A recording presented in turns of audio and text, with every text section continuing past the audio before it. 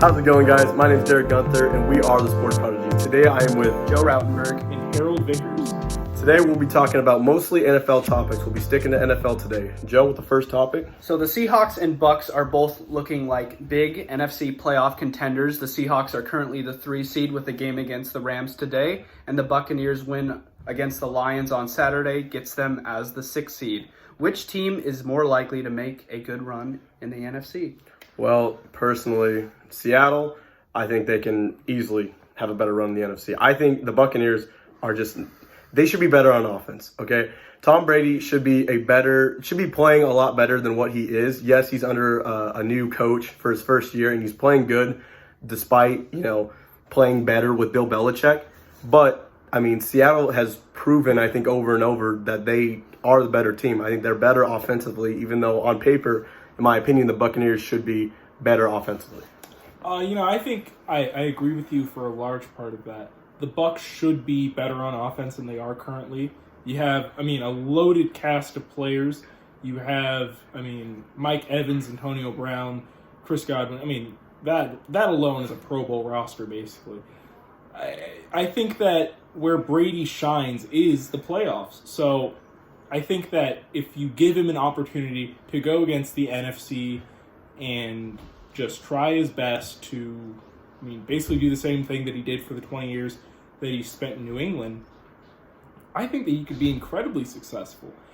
You have Super Bowl years where he was throwing to guys like Julian Edelman, Danny Amendola, still Gronk in the prime of his career, but not throwing to Mike Evans or Chris Godwin. If he can start to make a good connection with those two guys, as he started to be able to do with Mike Evans, especially in this last game where you had over 100 yards. Yeah, easily the best Mike Evans performance of the entire year. Oh, for sure. If you can keep that momentum going into your playoff games, I think it's really hard to stop you, especially if you can make mistakes. If you can cause mistakes on defense, similar to the Packers game, and you can keep rolling on offense, you can keep that momentum from your defense playing well, I think that you're as good a team as any in the NFC.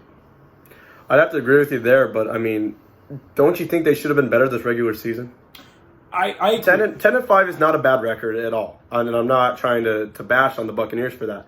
But in my opinion, what always gets me is 3 points against the other person in your conference, the Saints. Yeah, you cannot do that. Can't go out there, and I believe they beat them either week 1 or week 2.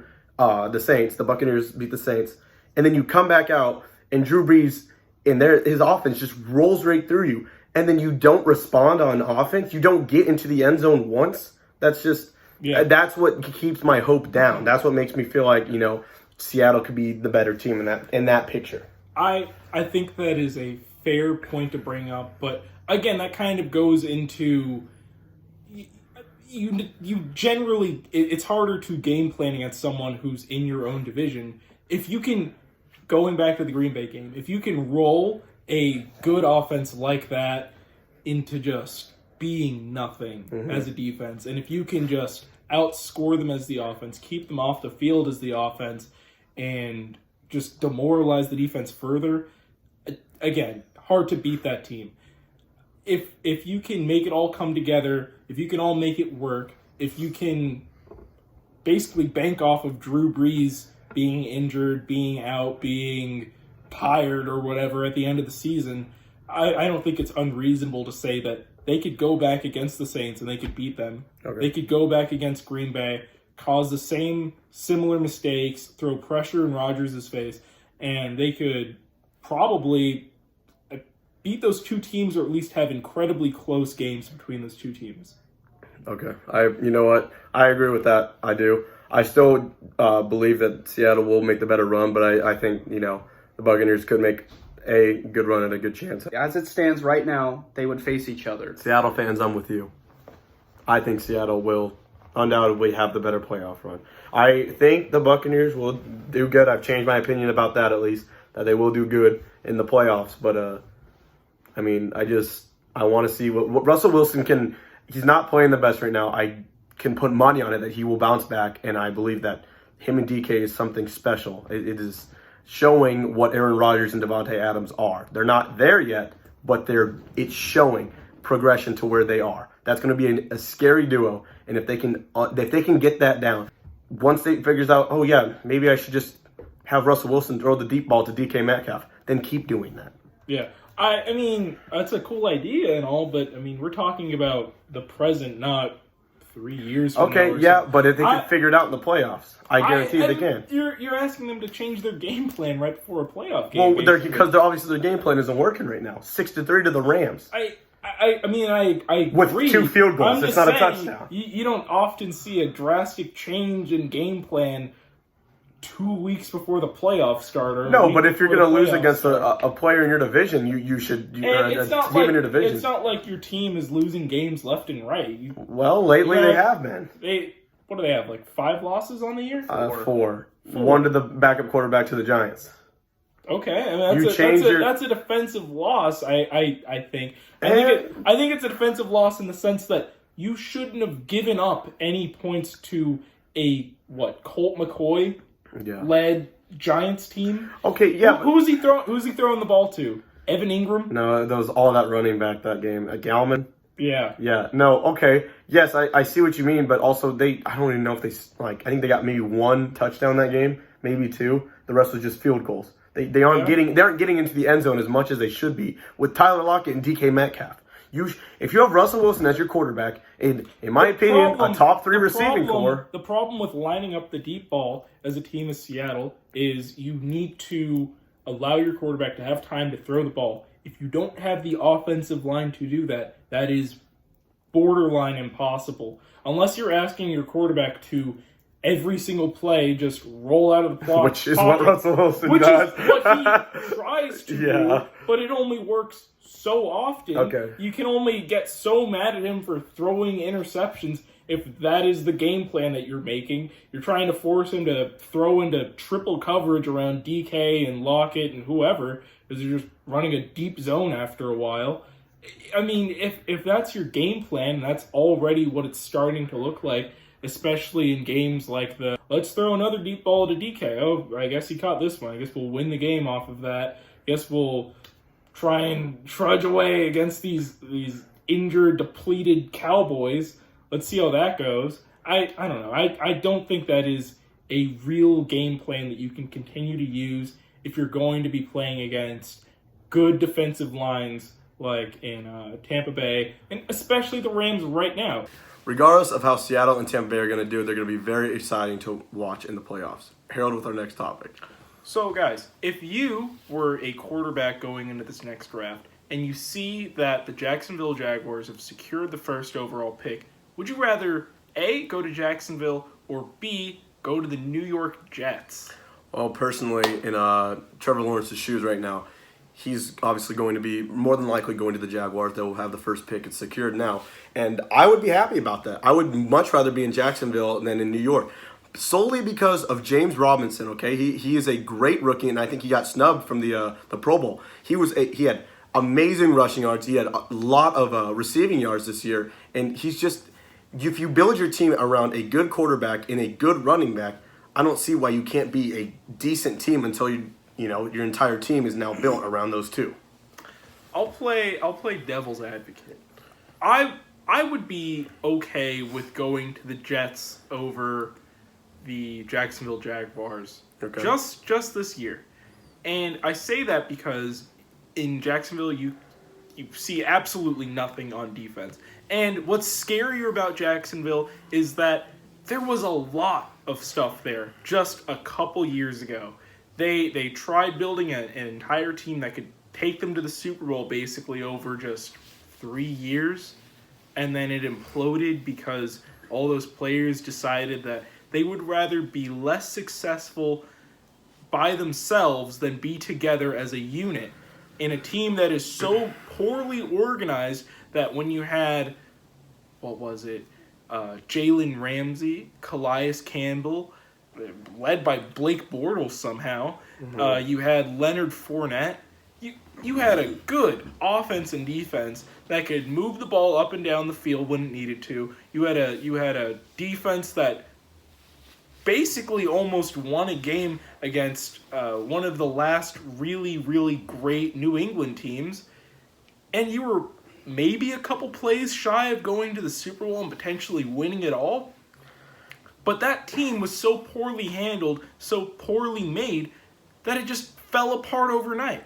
They allowed Fournette to leave, walk away basically. They allowed Jalen Ramsey to do the same. They allowed Calais Campbell to do the same.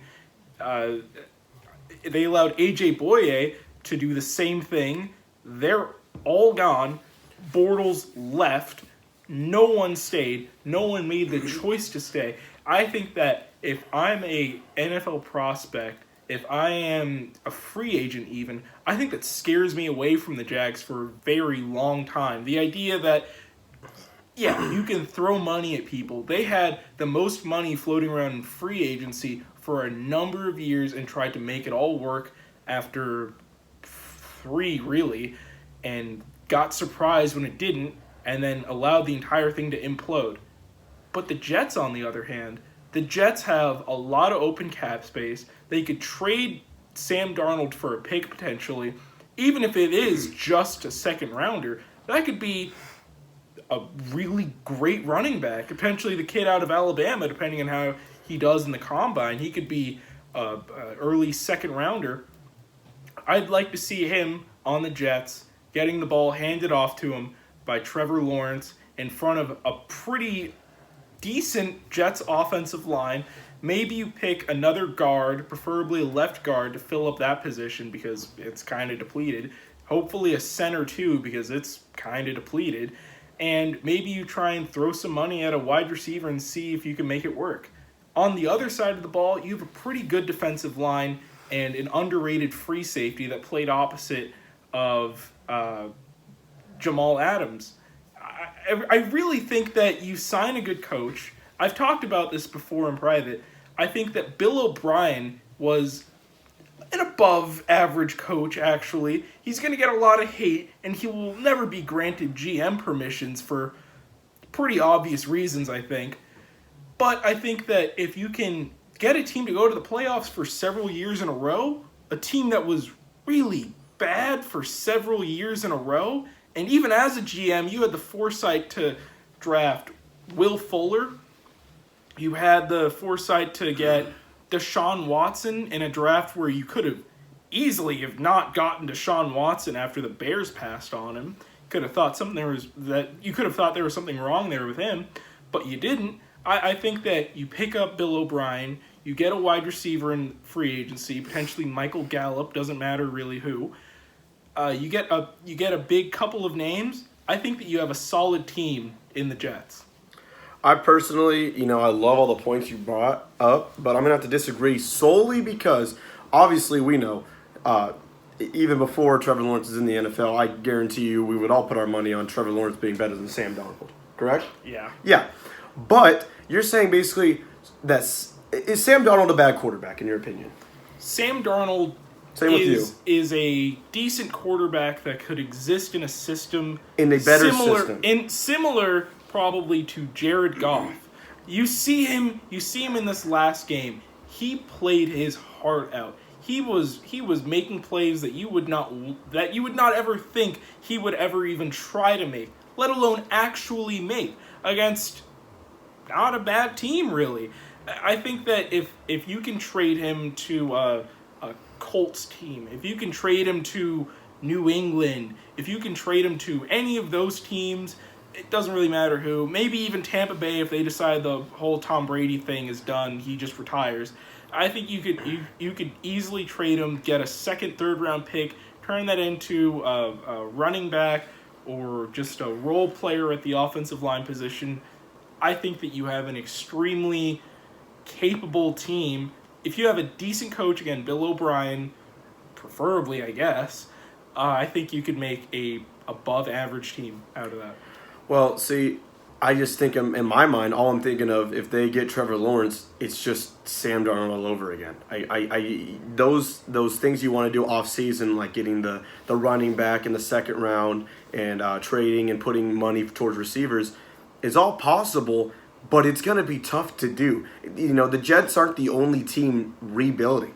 Okay, the Bengals are already technically in our logic are a step ahead of the Jets because they have Joe Burrow. They just need receivers now. I mean, they're who was it? Tyler Boyd, AJ Green. They can do. Joe Burrow is, in my opinion, is the answer in Cincinnati. Regardless of the record, yeah.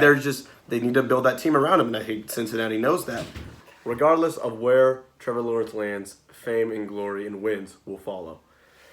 Well, guys, thank you so much for watching. Thank you for supporting our channel. Make sure to subscribe and like this video and share it with everyone. We're super excited to get this channel skyrocketing, and I think, you know, two of my best buds here, I think it's going to be a really fun time. So I'm excited for you guys to come along and watch us. So thank you so much, guys, and have a good day.